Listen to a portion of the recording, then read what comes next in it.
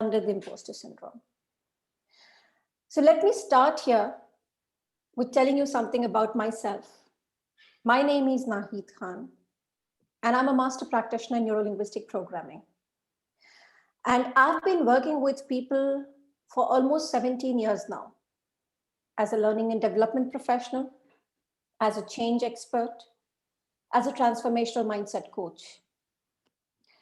In all over my career, all through it, one thing which I've realized is that no matter where you go and spend money for your personal development, personal growth, you invest in that, you go for qualifications, you go for different types of certifications. But the fact is, if the way that you think stays the same, then nothing changes. There is a misconception that when we go ahead and we get qualifications for ourselves, our thinking changes. Maybe we start thinking more constructive in that particular way. Maybe we start having more knowledge and wisdom in that particular department, field, job, whatever it is that you've done. But the fact is that the mindset is not just a product of knowledge. It is also of learning.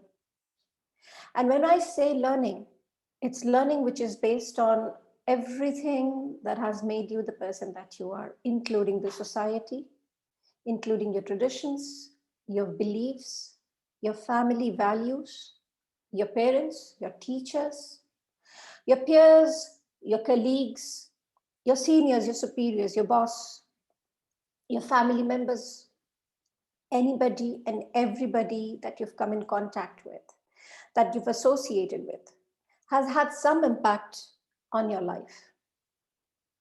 So without further ado, let me take you to what does it mean when I say this.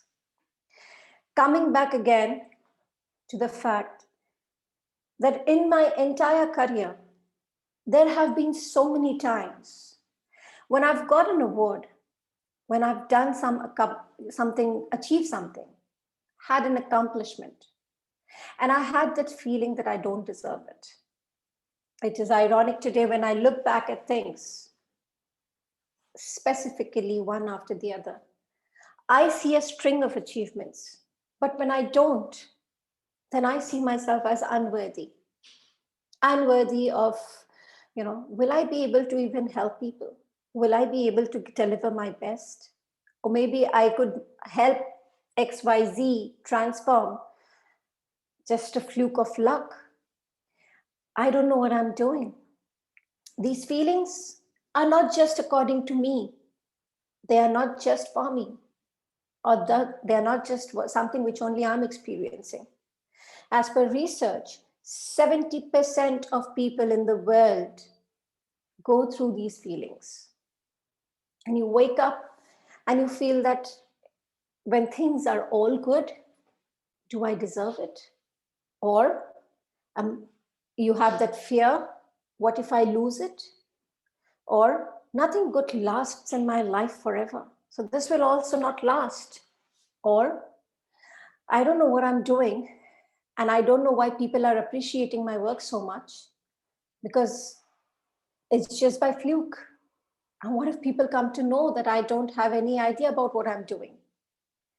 That feeling of being a fraud, that feeling of not deserving, that feeling when you cannot associate yourself with the joy that particular trophy, that certification, that accolade should get you, is because somewhere in your mind there's a voice which comes and says, are you sure you deserve this? I don't think you deserve this. I don't know what I'm doing. You've just, that was just your luck. It won't last. Something which I went through, something which I know a lot of my colleagues go through, something which I know that my boss went through because he spoke to us about this. Something which people as successful as Maya Angelou, Albert Einstein, Meryl Streep, You name the big successful people in the world today, including Michelle Obama. They have all gone through this. They all have it. J.K. Rowling has it. Bill Clinton has it. Jeff Bezos has it.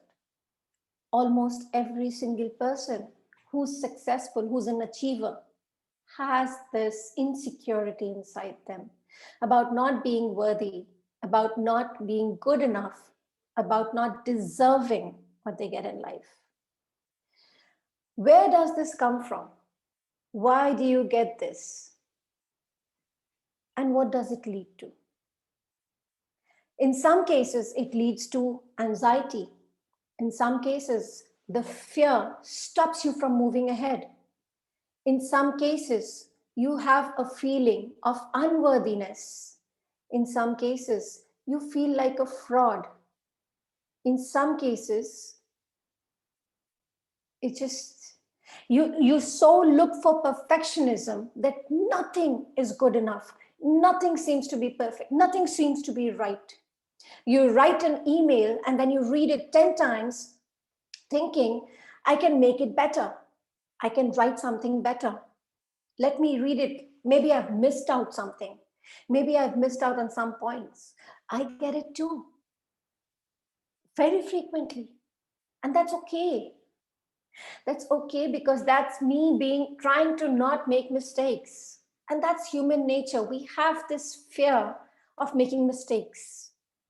And no matter how much we try to tell ourselves that it's okay, but that fear still stays somewhere inside us. And there are times when it does come out. Don't fear that. Because when you start fearing it, it impacts you more. And that's when we start having anxiety. That's when we start getting this thing that I need to do more. I need to do more. I need to achieve more. I need to put in more. How much more of yourself do you need to put in? You lose track of that. You have extreme expectations from yourself because you want to be liked by everybody. You want to do that which is respected by everybody. You want to do that which makes you better. And in most of the cases, in front of everybody.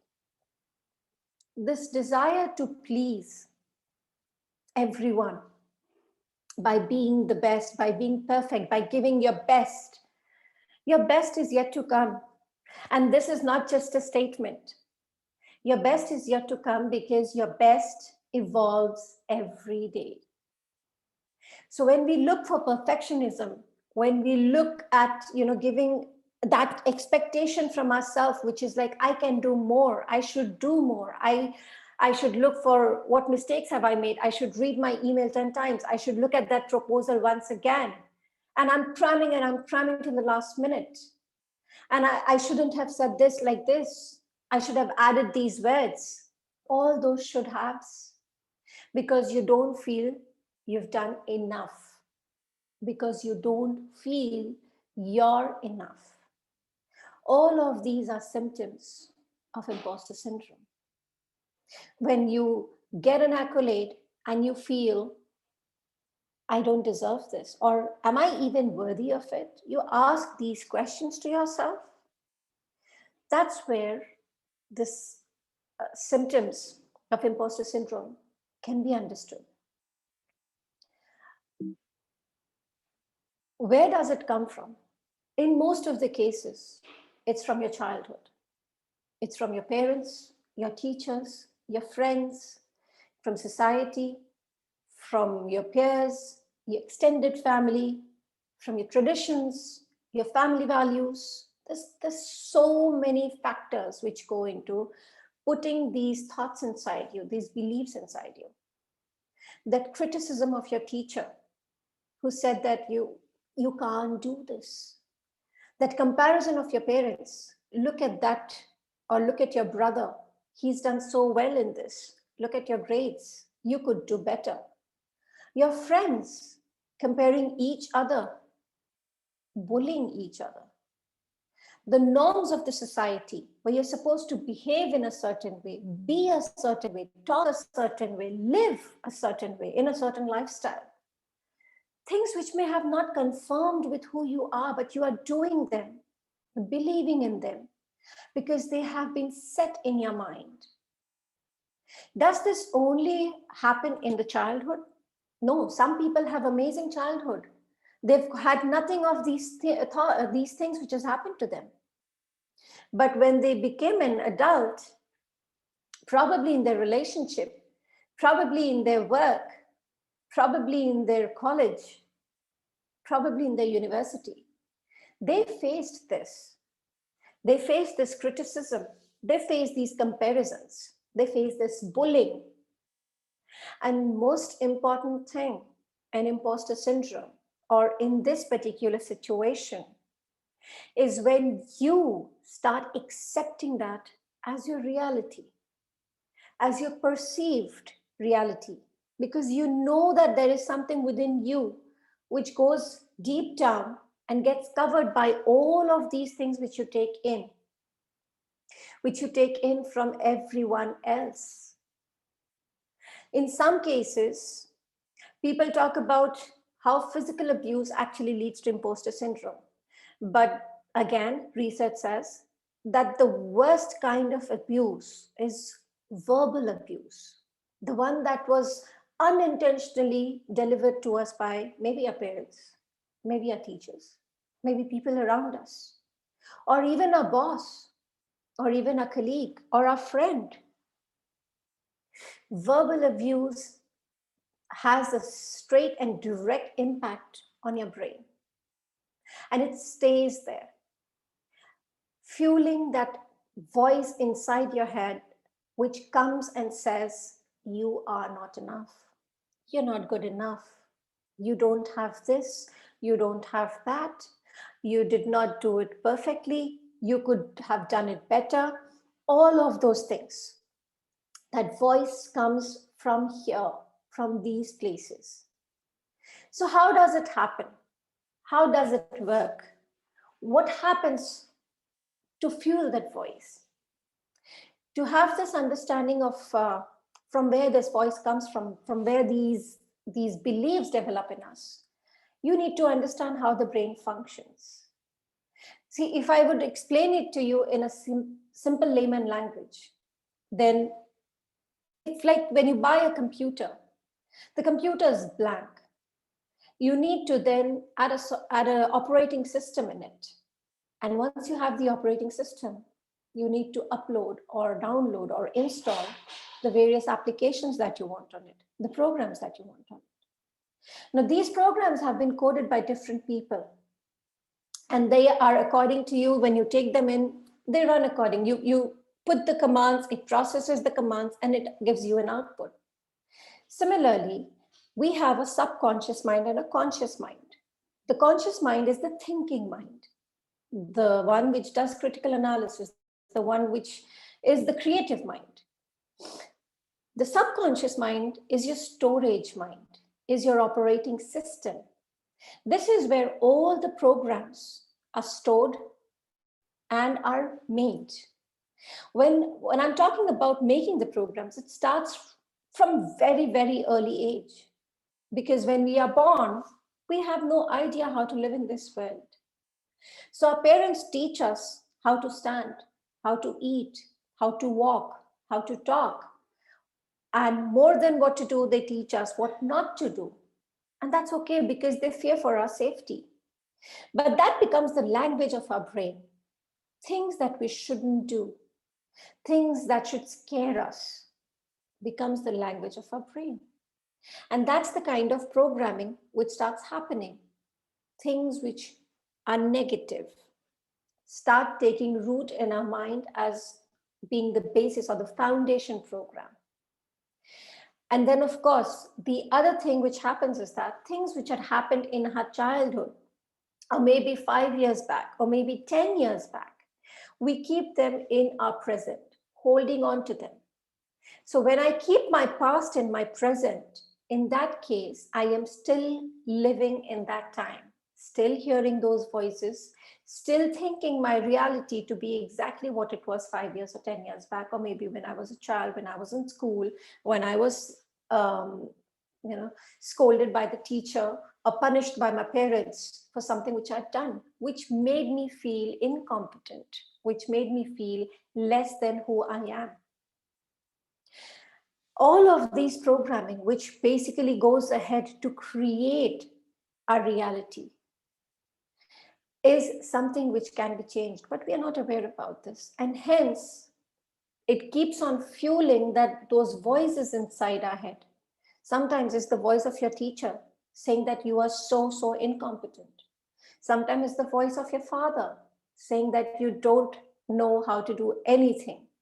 Sometimes it's the voice of your friend saying that you're so dumb. Sometimes it's the voice of your boss saying that you're no good at all.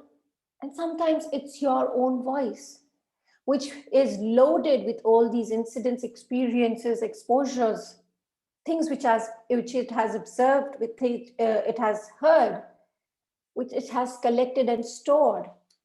And since nobody reprogrammed them, since nobody went down and corrected them, they became your voice, the voice which is inside your head, which comes out and whispers, you are a fake, you are a fraud, you don't know what you're doing. And that becomes your voice, because then you start believing in that.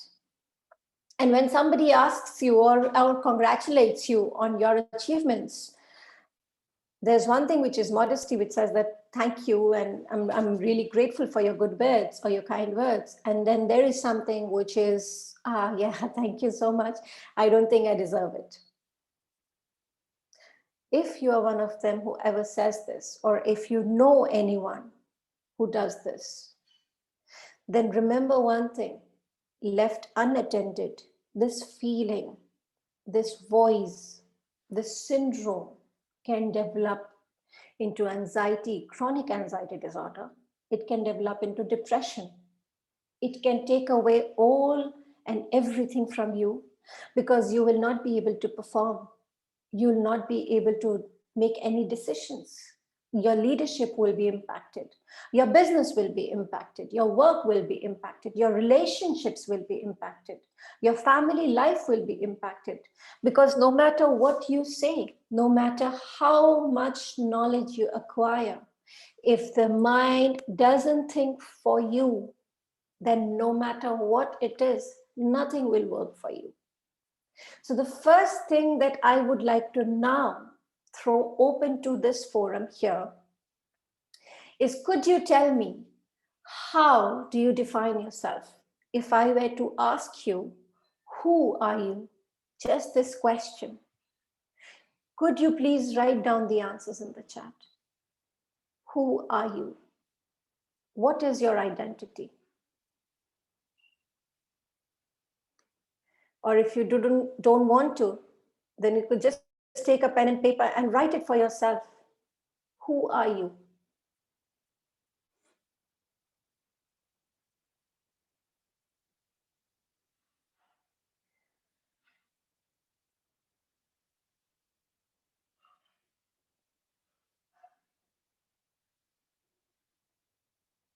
It takes some time sometimes people take some time to really think about this question. Because when I ask them to write this, yes, I can understand, Mufi. A lot of people take time.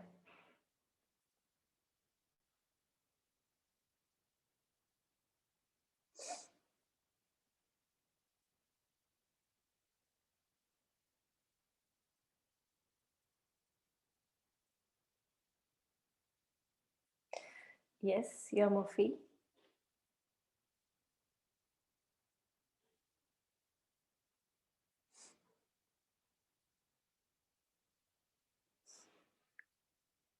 Who is Mufi? Who is Martina? Who are you? How do you define your identity?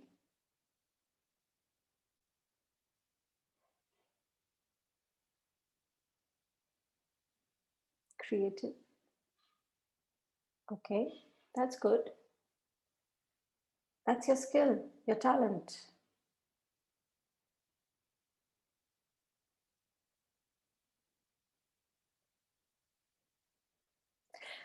What happens is we normally define ourselves either by our role. I'm a mother, I'm a father, I'm a husband, I'm a very good friend,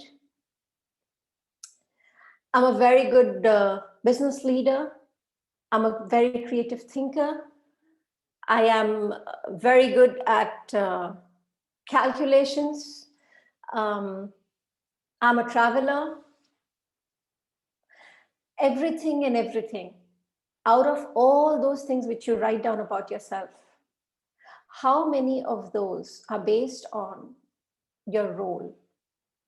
How many of those have you defined yourself based on the role that you play, the skills that you have, the work that you do? This is how we define ourselves, because this is how our perceived reality becomes our, our reality. When we look in the mirror, we look at ourselves with all of these roles, with all of these skills, with all of these talents, abilities. Peel all of those away and look at yourself. I am Nahid and I'm a human being. I love to go out and stay in the nature because the nature fills my soul.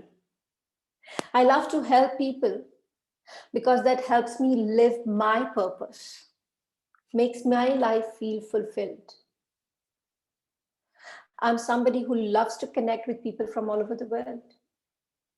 My loving nature makes me a very good mother, a very good friend. That role is defined by who I am. The role does not define me. If you are defining yourself by the roles that you've played, or you are still playing, or the skills that you have, then you are just looking at one part or the perceived reality of yourself. And that perceived reality has got a lot of programs about how a good mother should be, how a good spouse should be, how a good leader should be.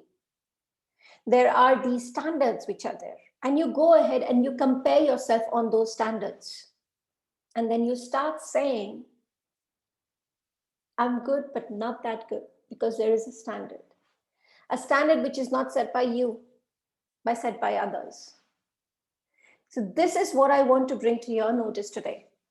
That if you are looking at yourself from the eyes of others, you will always find something lacking in you.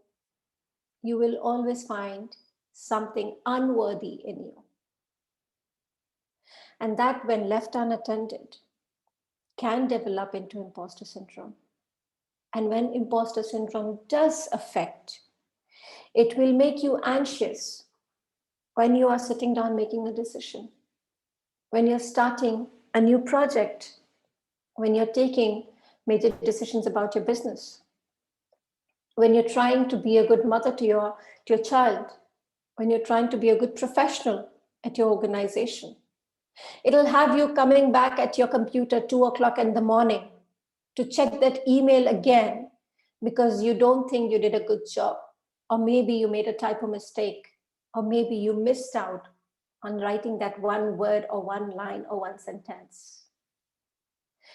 This will take away from you your own happiness, your peace of mind. At every minute, at every time, at everything, you will be strung up. You will feel that anxiety inside you, that anxiousness, that restlessness inside you, to be your best, to do the best, to please everyone. Because those programs which are running in your head are making you only move in that particular direction. So what do we need to do? How do we take care of this?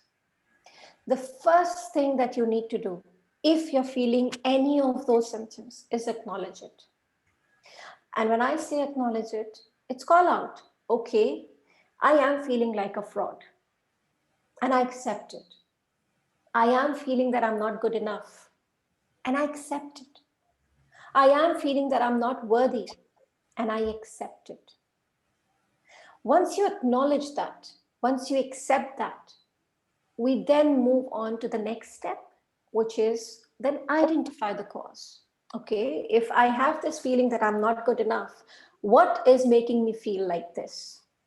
If I have this feeling that I've not done a good job, what is making me feel like this?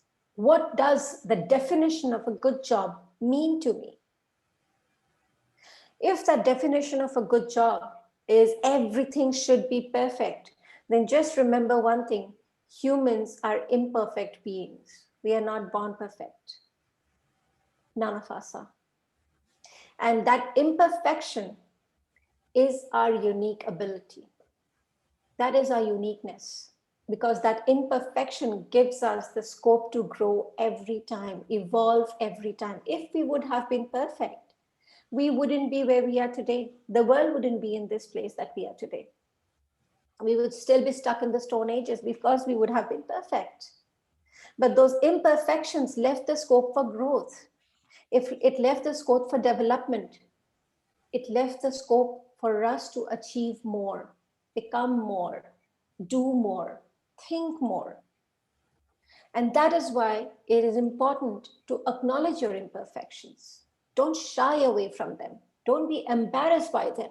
If anybody in your childhood or in your life has made you feel embarrassed of being certain way, speaking in a certain manner, saying certain things, maybe not dressing up to the T like everybody else does, that's okay. That's your uniqueness.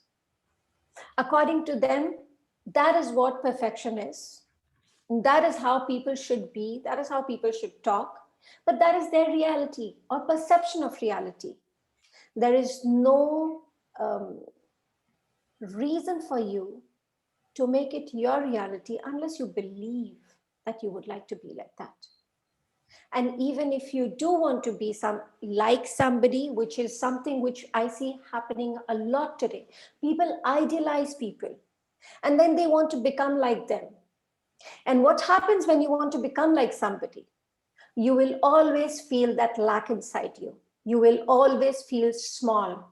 You will always feel that imperfections right in your face at any given and all given point of time.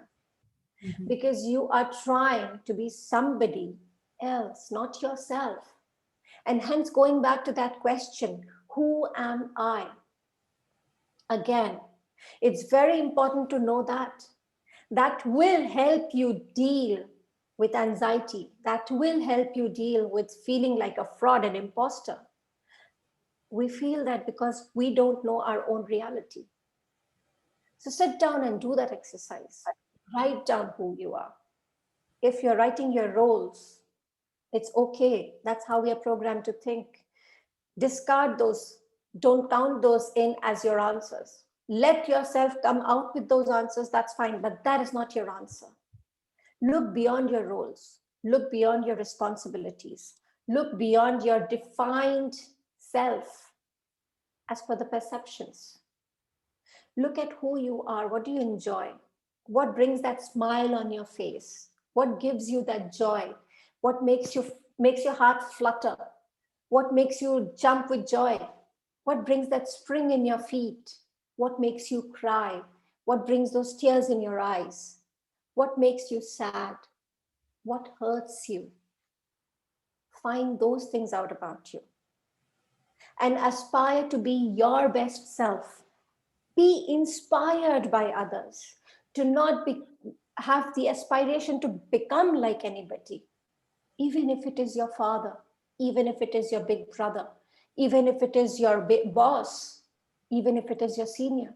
No matter how successful they have been, do not aspire to become them. Be inspired by them.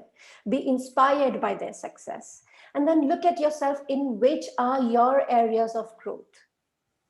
So identify the cause from where that particular feeling of being a fraud is coming. Is it because you have aspired to become like somebody? Or are you comparing yourself with somebody? Is it because you've forgotten what you have achieved till now? Because you've always been told that you are not good enough. When you went home with your mark sheets, and after your encouragement, the next question was, so who got the highest marks? And then the next question is, why don't you try it the next time to become the highest scorer in your class? Mm-hmm. So there was an unstated comparison which was happening here, and a motivation to become somebody. And that somebody had a benchmark, which may or may not be your benchmark. A person who's creative may not be doing very good in technical fields, and that's okay. We expect that you should be doing good in everything. No, you don't need to. You are good at what you are good at. But do you realize what you are good at? Answer that question for yourself, because that will help you identify the cause from where this voice is coming, where this feeling of inadequacy, of being a fraud, of being fake is coming from. The next thing that I want you to do is to look back at all your achievements. You have reached where you have reached in your life by traveling a journey. It may have started in your school. It may have started in your university. It may have started with your first job. It doesn't matter. Just look back and see your achievements. I mean, look back last year, look back before that, or go straight to your first job, to your first day at work, and then see from that. Look at yourself. I am sure everybody will remember their first day at work. How did you look? What were you feeling? What was your level of experience, expertise, knowledge, learning? Look at yourself then and look at yourself today. You see a shift. Now, when you see the shift on that road, all those failures, mistakes, achievements, medals, trophies, appreciation letters, whatever you have had, look at all of those. Look at them and realize that you didn't reach here without doing nothing. You have done so many things in your life. And sometimes our mind needs to look at things because it's imagining so many things inside its head that sometimes the reality becomes distorted. So you need to bring reality in front of your eyes for that distortion to be removed from there. The next thing that I will ask you to do is celebrate yourself. When I tell this to people, they usually say that, what do you mean by celebrating myself? Celebrate yourself, the person that you are for yourself, not for anybody else, not for your spouse, not for your children, not for your parents, not for your organization, not for your team, not for your colleagues, nobody. Just celebrate the person you are. Celebrate your mistakes, celebrate your failures, celebrate your shortcomings, celebrate your achievements, celebrate your success, your accolades, your accomplishments, everything. Because this whole makes you, the minuses and the plus, everything makes you who you are today, makes you the person that you are inside, which has been taken over by all these perceived opinions about you. Bring that person out and celebrate that person. Because your mistakes are nothing but learnings. They've helped you grow. Every time that you've been rejected, you've been redirected to something which was meant for you, which you deserved.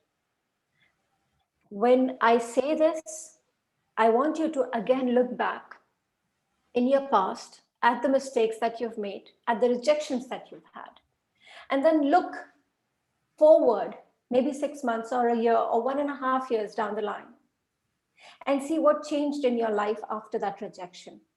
Maybe you got rejected from a job, but after that, what happened? You may not have got a very good job, but then look at the other areas. Maybe there was a relationship which developed. Maybe there were some certifications which you went and did.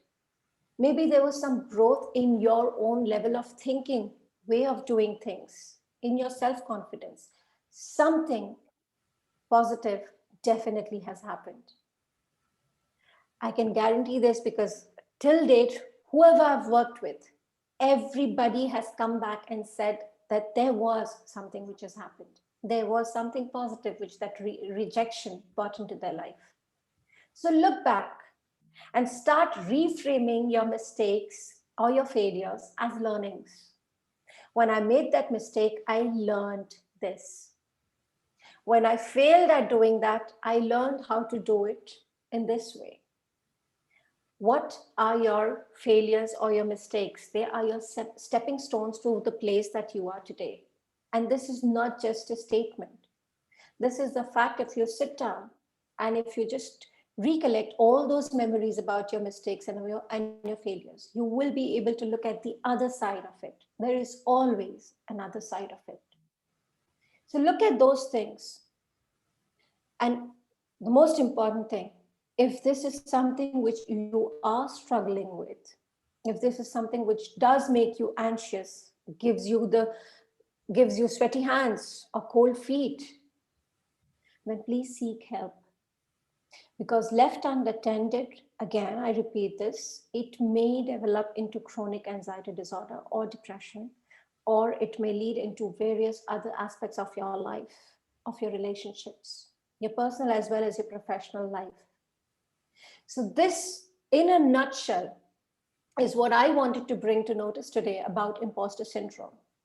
Because this is something which is very common, as I said, almost 70% of people in the world suffer from this or have this, but hardly anyone ever calls it out. They suffer from it, they suffer with it, they suffer because of it. But taking that step and making that decision to change it, that's all it takes. And believe me, changing this, all we need to do is just the reprogramming of your subconscious mind. And when I say reprogramming of your subconscious mind, it is not something which is very, very difficult. We just need to call out those beliefs which made you think or do or be in this certain way, which fuels this voice, which makes you feel like a fraud or imposter or whatever negative feelings that you're feeling.